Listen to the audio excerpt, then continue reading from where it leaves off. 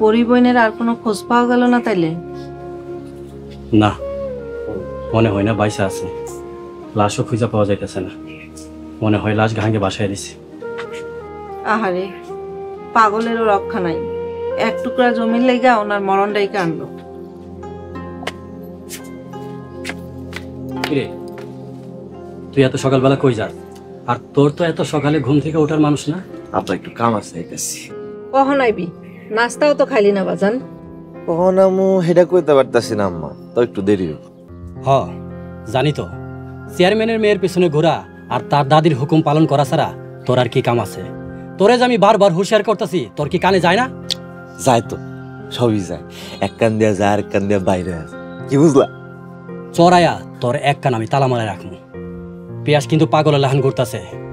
সে কিন্তু মাথা গরম করিয়া কখন খুন খারাপি করে ফেলায় কেউ জানে না। সমস্যা নেই আব্বা, আমি ওইসব পিয়াস টিয়াস ভয় পাই না।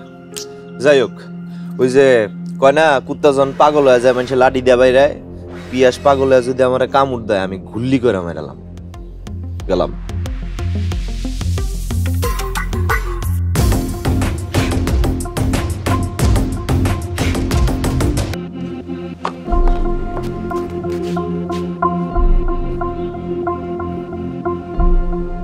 দেখছো জিনুক, তোমার নানু কিরকম রাক্ষসের লাহান সিবায়। সবাই তো দেখে পান সিবাইতে আছে, কিন্তু আমি দেখতে আছি মানুষ সিবাইতে আছে।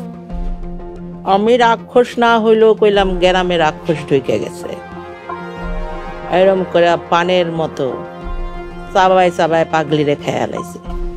একটা পাগল মানসিক ভারসাম্যহীন মানুষের সাথে তোমার কিসের এত রাজনীতি নানুমণি? কি যে কও না ঝিনুক, পরিপাগলি হয়েছে মানসিক ভারসাম্যহীন, আর তোমার নানু হয়েছে মানসিক ভারসাম্যহীন বিকারগ্রস্ত একটা রাক্ষস। সিনোস তো আমারে আয়নার মতো পরিষ্কার, ডর তো করস না। দেখিস রাক্ষস আবার তরে না চাবাই চাবাই খেয়া হালায়। তুমি আমার এই গিলা হজম করতে পারবা না বুড়ি। আমি তোমার গলায় কাটার লাহান বাইজা থাকবো, তুমি মরার আগ পর্যন্ত। নানুমণি প্লিজ, তুমি পরিপাগলিকে বের করে দাও। এমন একটা পাগল মানুষের সাথে এমন করা ঠিক হবে না। শোন নানু, মানুষ মিছা কথা কয় ডরে, আমার ডর ভয় কিছু নাই। মরণ রে আমি আমার হাতের মুঠায় নিয়ে চলি। পরিপাগলি কই আছে আমি জানি না। হয় তাহলে কি? তোর পীড়িতের লোক রে ক আমার গোরস্থানের জমি আমারে দিয়া দিতে। পাগলিরে আমি এই দুনিয়ার জেহেন থেকে হোক খুঁজা বাই করে আইনা দিব তোর হাতে। দেখছো ঝিনুক, তোমার নানুর হাসা কথা মিছা কথা চাইতেও ভয়ঙ্কর। শোন সতীনেরা, গোরস্থান আমার ঠিকই হইল, তয় প্রথম লাশ কার দাফন হইব এটাই দেখার বিষয়।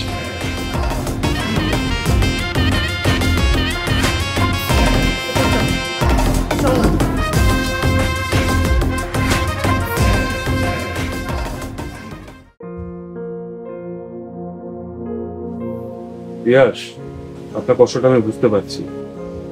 গ্রামের সবার মুখে একটাই কথা, আপনার মায়ের প্রতি আপনার ভালোবাসার যত্ন আপনিই দৃষ্টান্ত। যদি পারেন আমার মারে খুঁজে বাইর করেন।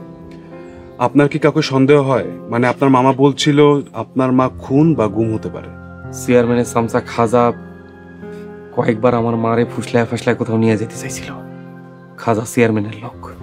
সাদ্দাম মোল্লা সাহেব চেয়ারম্যান আর তার মায়ের নামে মামলা করতে যাচ্ছে, কিন্তু আপনার মা তো পাগল। আপনার মা মানসিক ভারসাম্যহীন। এই ধরনের মানুষের নামে মামলা হলে মামলাগুলো অতটা শক্ত হয় না, তাতে কাজ হবে বলে আমার মনে হয় না। এসব মামলা মোকদ্দমা বিচার আচার আমি চাই না, আমি আমার মারে ফেরত চাই। আর এটা যদি না পারেন তাহলে আপনার মতো আইনের লোক আমার লাগবো না। আমি হাসি মুখে আমার মায়ের লেখা ফাঁসির দড়ি গলায় পড়তে পারবো। কিন্তু আমার মনে হয় আপনি বুঝতে পারছেন।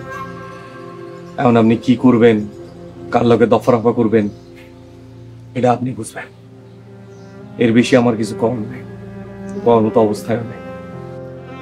আচ্ছা ঠিক আছে,